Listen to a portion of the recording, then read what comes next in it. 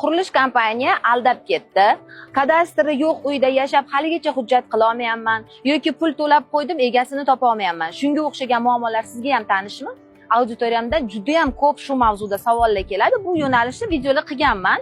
Ya'ni qaysi hujjatlarni siz so'rashingiz kerak. Lekin sizga bugun yana ham aniqlik bo'lishi uchun risoladagidek faoliyatini olib borayotgan bir qurilish kompaniyani hujjatlari misolida ko'rsatmoqchiman. Videoni oxirigacha ko'rsangiz, qaysi hujjatlarni ko'rgandan keyin bemalol investitsiya qilishim mumkin ekan degan xulosaga kelasiz.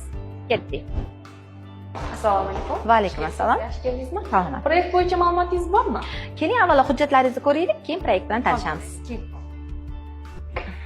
Hujjatlarimizdan biri QR kod orqali ko'rsangiz bo'ladi.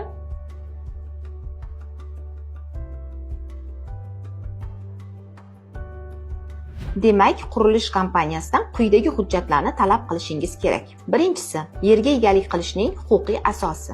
Ikkinchisi, rejalangan qurilishni loyihalash uchun berilgan ruxsatnoma. Uchinchisi, arxitektura rejalashtirish topshiriqnomasi. To'rtinchisi, shaharsozlik kengashidan tasdiqlangan eskiz loyiha xulosasi. Beshinchisi, loyihaning ekspertiza xulosasi. Oltinchisi, davlat arxitektura va qurilishni nazorat qilish inspeksiyasi tomonidan berilgan qurilishni boshlashga ruxsatnoma. Va eng oxirgisi, quruvchi va mijoz o'rtasidagi shartnoma. Agar sizda ham uy xarid qilishda ikkilanishlar bo'layotgan bo'lsa va hujjatlaringizni tekshirtirmoqchi bo'lsangiz, investitsiya shartnomangizni huquqiy ekspertizadan o'tkazish xizmatlari kerak bo'lsa, bemalol bizga murojaat qiling. Siz bilan birgalikda ishlashdan mamnun bo'lamiz.